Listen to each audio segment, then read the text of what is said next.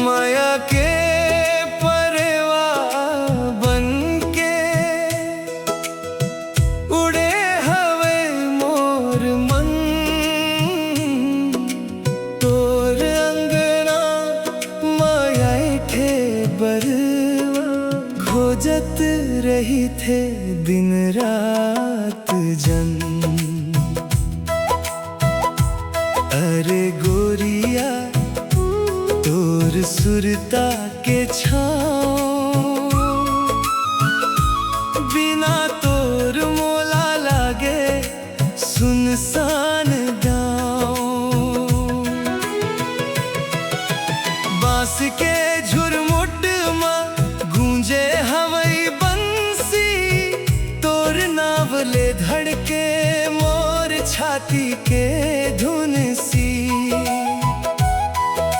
सूरज ढले तमोला तोर अंचरा दिखथे, चंदा निकले ता तोर मुखड़ा झलकथे।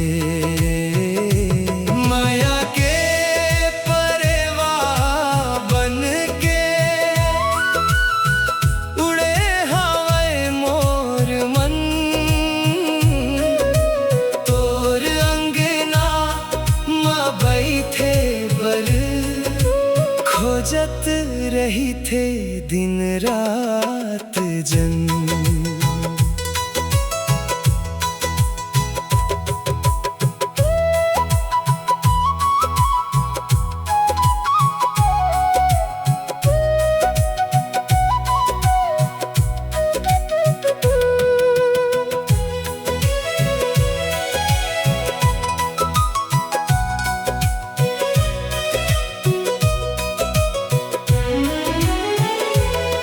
रेंगान के धुर्रावा लिखे व तोर नाव, बरसात के बूंद में सुने व तोर गाव।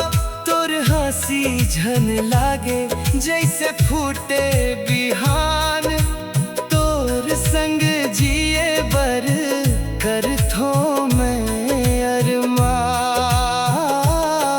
ना सोन के लालच ना चांदी के आस, तोर माया मिले जावई बसे ही विश्वास। दुनिया भुला दे हूँ, छोड़ दे हूँ सब काम, तोर संग चल दे हूँ धर के तोर हाथ। माया के परवा बनके उड़े हवे मोर मन। तोर अंगना माँ बैठे बर, खोजत रही थे दिन रात जन।